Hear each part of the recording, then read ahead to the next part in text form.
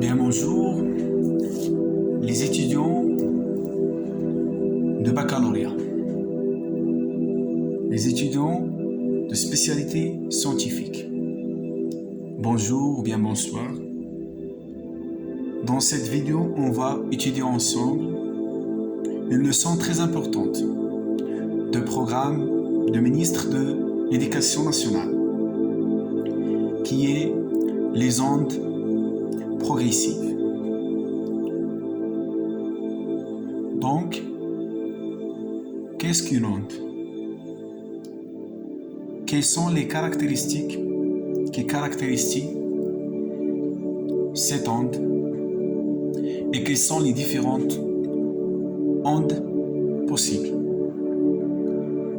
Commençons par les définitions pour bien comprendre ces notions scientifiques. Donc, avec une question d'interrogative, qu'est-ce qu'une onde progressive? En général, une onde, c'est une perturbation dans un milieu homogène, élastique et matériel, qui suit un transfert d'énergie sans aucune transformation ou bien transfert de la matière. On distingue entre plusieurs types d'ondes, comme les ondes ondulatoires, les ondes lumineuses, aussi les ondes sonores et ultrasonores.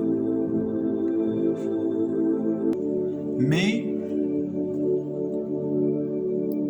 qui nous m'intéresse dans cette séance sont les ondes mécaniques progressives.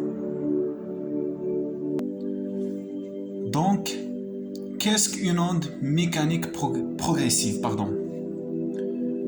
Pour bien comprendre cette notion, donc, j'ai traité des exemples pour bien comprendre.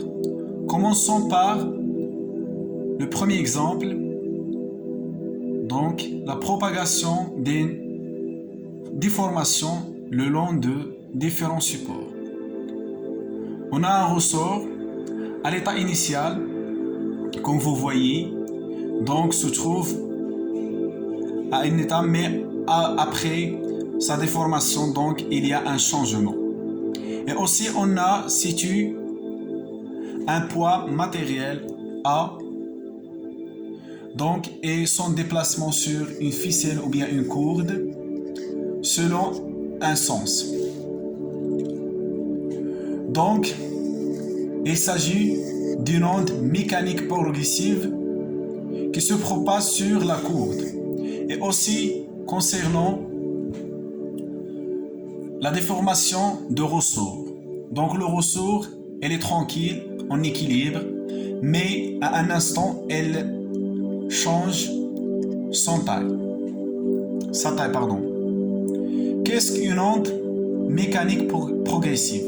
Pour bien comprendre, je prends l'exemple de la mer. Donc, on a une région, la même région, mais dans des situations différentes. Commençons à A, passons par B, C jusqu'à D. Donc, il y a la perturbation. La perturbation de la mer, donc, donne des ondes. Voilà, donc on constate la première onde. Donc, à partir de cette onde, il y a la déformation et ensuite la propagation. Donc, vers le sens, c'est on schématise un sens A vers B, donc il y a une progression d'onde. Donc, Toujours, pour bien comprendre cette notion, je pose encore une fois, qu'est-ce qu'une onde mécanique progressive? Autre exemple, une aula dans un stade, les ondes sonores et ultrasonores, les séismes ou bien les tremblements de terre. Donc voilà, si on prend l'exemple de séisme ou bien tremblement de terre, donc il y a au noyau de terre, il y a un tremblement, donc, et on constate qu'il y a une propagation qui représente une onde. Donc c'est une onde qui était ou bien qui sera propagée. Donc encore une fois, qu'est-ce qu'une onde mécanique progressive? Des questions à se poser. Qu'est-ce qu'une onde? Comment décrire la propagation d'une onde? Avec quel nouveau vocabulaire? Quels sont les paramètres qui influencent la propagation d'une onde? Ce sont des questions très importantes pour les étudiants, pour les résoudre et les trouver des réponses. Passons toujours, qu'est-ce qu'une onde mécanique progressive? Définition. On appelle onde mécanique progressive le phénomène de propagation libre d'une perturbation ou déformation comme la déformation de ressort ou bien la perturbation de la mer Méditerranée par exemple, dans un milieu sans transfert de matière mais avec le transfert d'énergie. C'est ça le très important mes élèves ou bien mes amis. Donc c'est le transfert de la matière et aucun transfert de la matière mais il y a le transfert de l'énergie. Donc pour analyser cette photo, il faut poser deux questions très importantes. Ce que je vois et ce que je comprends. Donc, si on prend le bateau comme un point matériel, donc un point matériel qui se déplace, donc voilà l'état A, l'état qui se situe au-dessus, et l'état B, c'est l'état intermédiaire, et l'état C, c'est l'état final qui est au-dessus. Donc l'état A qui est au-dessous, donc représente un bateau et une onde qui se propage. Donc le bateau est un point matériel, donc se trouve au bout de la crête et cette crête dépasse le bateau. Donc c'est une onde progressive mécanique. Des exemples pour bien comprendre. Voilà, on a aussi la mer, c'est par exemple la mer Méditerranée. Donc on a la perturbation, une perturbation qui donne des crêtes. Donc les crêtes sont les longueurs d'onde. Dans la crête et la crête, cette distance dite la longueur d'onde, lambda. On va voir après. Si on prend l'exemple de la haute-parole et l'oreille humaine, donc le son va perturber les couches de l'air vers l'oreille humaine. Donc c'est une onde progressive mécanique. Et de même, si on prend cette catégorie populaire, sont des supporters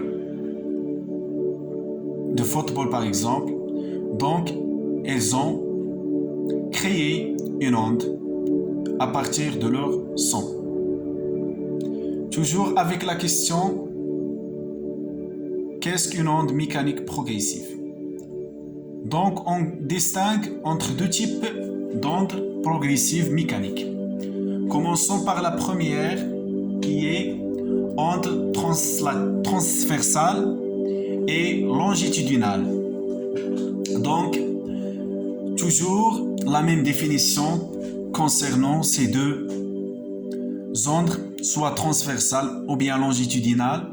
Donc c'est une perturbation dans un milieu matériel, homogène, élastique, donc qui suit un transfert ou bien déformation qui transfère l'énergie sans transfert de la matière.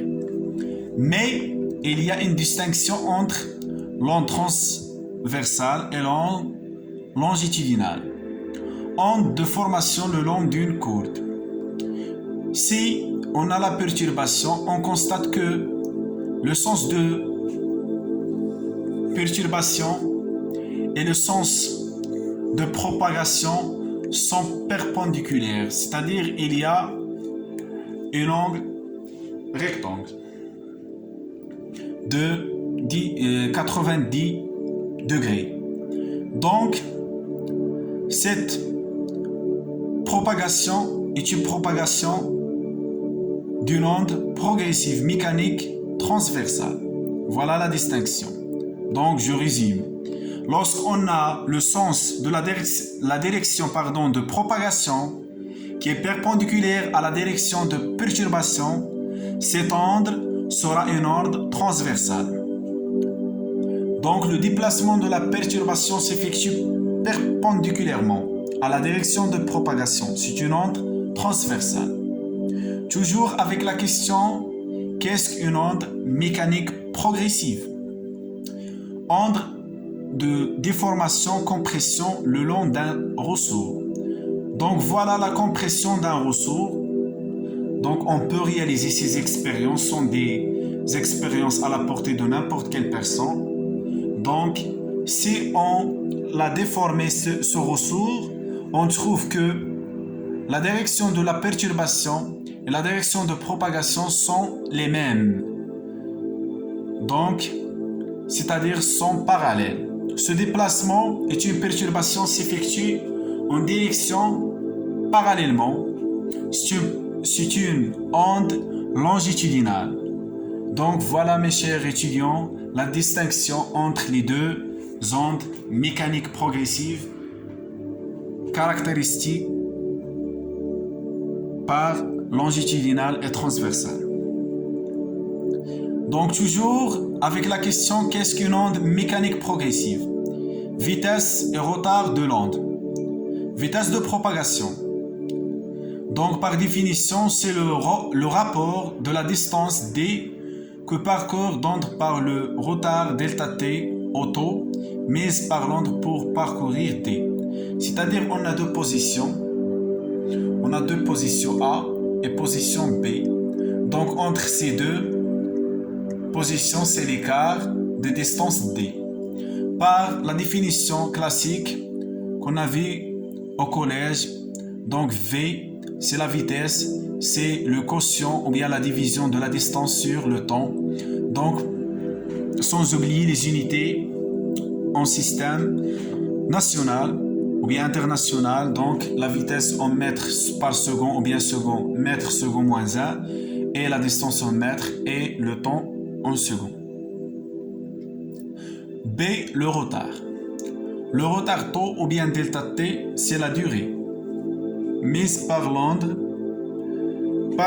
pour se propager d'un point A vers un point B. Donc on constate que à l'instant TA, donc un point schématisé par A ou bien positionné par A se trouve à A. Donc après une TA, il se trouve à B. Donc cette distance sera traversée dans un retard ou bien écart de temps TB moins TA tel que TB sera supérieur à T1. Donc taux égale à la distance AB divisé sur V. Donc AB représente une distance toujours en mètres. Donc exemple, on lance une pierre dans un lac à 9,3 mètres de la rive. Calculez le retard de l'onde créé à la surface de l'eau quand il arrive sur le virage, sachant que sa célérité, la célérité ou bien la vitesse vaut V égale 5,0 km par heure. ou bien heure moins 1. Donc par la définition de la vitesse c'est la division de distance sur delta t. Donc delta t égale à dv, la règle de 3. Attention aux unités, donc il faut convertir en unités de système international. Donc on trouve V égale 5 sur 3,6 qui est égal à 1,4 mètres par seconde. D'où delta t par application numérique on trouve 6 secondes,6. Toujours avec la question, qu'est-ce qu'une onde mécanique progressive? On définit également l'élongage ou bien l'élongation en l'amplitude là, pour un point de l'onde, c'est l'écart entre sa position et sa position de repos. Élongation nulle. Donc c'est-à-dire il n'y a pas de perturbation. Élongation n'est pas nulle, c'est-à-dire il y a une perturbation. Donc on constate que le sens d'élongation et le sens de propagation sont perpendiculaires, donc on estime qu'on est en train d'étudier une onde mécanique progressive transversale. Cas particulier des ondes progressives, les ondes périodiques, c'est-à-dire les ondes qui ont donc une onde périodique, une onde caractérisée par sa période qui est t. Donc vous savez bien, V égale à D sur t comme une définition de vitesse. Mais il y a d'autres formules donc de la vitesse à partir de la fréquence n ou bien f, ça dépend de la notation, et on trouve que V égale à aussi lambda qui est la longueur d'onde multiple de sa fréquence qui est égale à la longueur d'onde divisée sur la période. Voilà une période. Donc une période, c'est une distance qui sépare entre ces deux minimum. Et aussi, donc on trouve ça et ça. T, grand T, c'est la période. Définition, une onde est périodique de période temporelle. TCL constitué d'un motif élémentaire de durée T qui se répète régulièrement, et à dire c'est pour la fonction on a G de T plus grand T égale à G de T, c'est-à-dire qui se répète de la même période. Remarque, la période T correspond à la durée d'un motif élémentaire en secondes. Donc, cas particulier des ondes progressives, les ondes périodiques. On parle aussi de la fréquence f de l'onde périodique, c'est le nombre de périodes dans secondes. Donc, on a f qui est égal à 1 sur t, et f représente la fréquence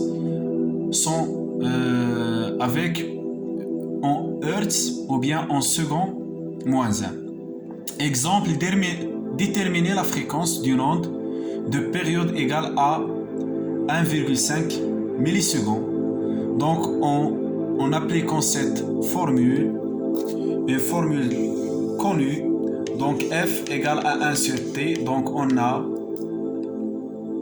f égale à 1 sur t, donc il faut première des choses convertir le milliseconde en seconde qui fait multiplier fois 10 à la puissance moins 3, donc on a 1000 sur 1,5 qui est égal à 6,7 10 à la puissance de Hertz ou bien seconde moins 1 en écriture scientifique, ce qu'on avait en première année au lycée, le tronc commun scientifique.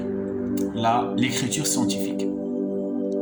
Deuxième, un cas particulier des ondes progressives, les ondes périodiques. La double périodicité. Une onde progressive sinusoïdale, doublement de période. Périodicité temporelle T, toujours en second, appelée période.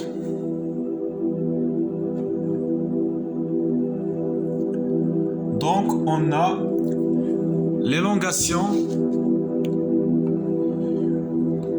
suivante, donc une élongation, mais cette élongation se répète en même temps. Donc, périodicité spatiale. Donc, on distingue entre périodicité temporelle et périodicité spatiale à partir de l'unité. Donc, concernant la périodicité temporelle, la période en secondes. Donc, la périodicité spatiale en mètres. Cette question était posée à un examen de 2009 pour les étudiants de filière Sciences de la vie et de la Terre dans la matière de physique. Donc, la majorité des étudiants ayant trompé de distinguer entre ces deux périodicité temporelle et spatiale. Pour cela, il faut bien noter les définitions et avoir un esprit scientifique pour analyser ces notions scientifiques. Donc, périodicité spatiale. Donc, périodicité spatiale, appelée longue d'onde plus petite distance, séparant deux positions. Donc voilà, la plus petite distance qui sépare entre deux crêtes, l'une suit l'autre. C'est ça l'essentiel, l'une suit l'autre. On peut trouver une troisième, mais la troisième est après la deuxième qui suit la première. C'est ça. Il faut bien distinguer. Donc, à ces plus petites distances entre deux positions, mais ces positions, l'une suit l'autre, pour lesquelles les longations sont en phase. Lambda, distance parcourue par l'onde ayant une célérité V. Donc, pendant une période T. Donc, on trouve que aussi V égale à N ou bien F multiple lambda. Et avec F qui est égal à 1 sur T, si on remplace, égal à lambda fois 1 sur T. Donc, V ou bien lambda égale à V sur F. Voilà ce que j'ai expliqué. Cette formule est très importante. Aussi, donc les étudiants ont trompé de répondre à plusieurs questions qui ont relié à cette démonstration à partir de V égale à D sur T. Donc, on passe. Donc, on a la situation I, initiale et intermédiaire et finale. Donc, on fait des perturbations d'un déplacement d'un point matériel sur une ficelle ou bien une corde. Donc, on constate que la distance qui sépare les deux crêtes ou bien les deux positions l'une sur l'autre est lambda. Cette distance peut se différencier. Donc, on constate que l'état intermédiaire et l'état initial, la longueur d'onde est différente à cause de la perturbation. La perturbation augmente, lambda diminue, la perturbation diminue, lambda augmente. C'est ça. De même, on a la perturbation sur la mer. Donc, on constate que ces taches en blanc qui représentent donc les positions de perturbation. Donc, entre ces deux positions, 1, 2, ou bien 2, 3, on compte un lambda. Donc, si on compte 1, 2, 3, 4, 5, 6, 7, 8, 9 et 10. Donc, on a 10 lambda comme longation ou bien perturbation de cette onde. Et on a D, c'est 14. Donc, il y a une relation entre le D comme distance et lambda comme une distance qui concerne la perturbation de l'onde concernée. Donc, un petit exemple pour bien comprendre ce qu'on avait. Exemple 3, déterminer la longueur d'onde de l'onde de l'exemple 2 se propageant à une célérité ou bien vitesse de 2,5 10 à la puissance 1 mètre. Donc, on a la formule qu'on avait auparavant. Lambda égale à V fois T, la vitesse multiple la période. Donc, il nous a donné la vitesse de 2,5 10 à la puissance 1. Donc, on va la multiplier fois 1,5 10 à la puissance moins 3. Aussi donné. Donc, il nous a donné une période de 1,5 10 à la puissance moins 3. Donc, on trouve 3,8 10 à la puissance moins 2 mètres qui est égal à 3,8 cm. C'est-à-dire, on convertit 2 mètres vers le centimètre. On trouve 3,8 cm. Donc une remarque importante, si le phénomène physique qui crée l'onde varie de manière sinusoïdale. Donc sinusoïdale, c'est-à-dire il y a un cos au sin. Donc généralement il y a sinusoïdal, il y a le sin. Donc c'est-à-dire une fonction de sinus. Si le phénomène physique qui crée l'onde varie de manière sinusoïdale, on a alors une forme de sinusoïdale. C'est ça. Donc on va bien traiter ça lorsqu'on va étudier les ondes sonores et ultrasonores. Étude d'ondes sinusoïdales. Les ondes ultrasonores. Quelles sont les caractéristiques de ce type d'onde?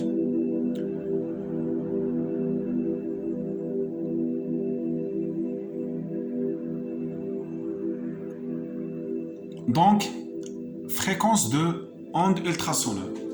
Donc, il y a les ondes sonores et ultrasonores. Donc, on a un domaine de fréquence. On peut distinguer à partir de domaines de fréquence.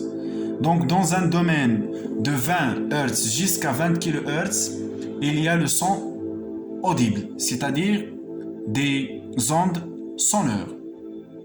Si il y a une fréquence inférieure, on a infrasonant. Si une fréquence supérieure à 2 kHz, on a ultrasonant.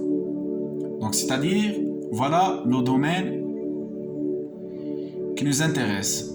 C'est le 20 et le 20 kHz de fréquence. Vitesse de l'onde ultrasonore dans l'air, V égale 340 mètres par seconde ou bien seconde moins 1. À une atmosphérique, pression atmosphérique et une température de 25 Celsius et de 273 Kelvin. Donc, ça, c'est connu, c'est une culture générale. Donc, dans l'ultrasonore et dans l'air, donc, la vitesse de l'onde ultrasonore vaut de 340 mètres par seconde. Donc, on passe maintenant à l'utilisation des ondes ultrasonores pour déterminer la distance ou bien détermination des distances. Donc, on a ce qu'on appelle le bat sonneur. Le chauve-souris en français. Donc, elle a un sonneur. Donc, elle propage son sang et le sang réciproquement revient à cet animal. Donc, et aussi on a un appareil pour détecter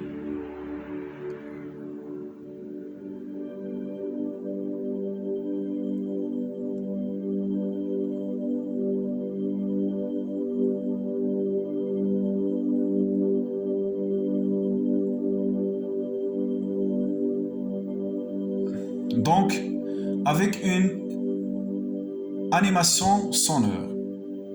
Donc on a un générateur, monte-salve, émetteur, voix 2, donc et voix 1. Donc on a un générateur qui met des voix, une voix 1 et une voix 2. Donc et il y a un récepteur, donc émetteur, et il y a un récepteur, peut considéré comme un être humain.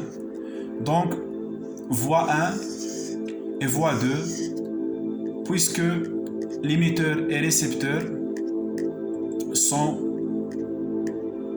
parallèlement à la même distance, donc il y a la propagation d'une onde vers l'oreille de l'être humain. Donc on a D qui est égal V fois delta T sur 2. Pourquoi 2? Il y a comme le chauve-souris. Donc on a la propagation et cette propagation, il y a un sens va et vient. Donc il faut multiplier fois 2.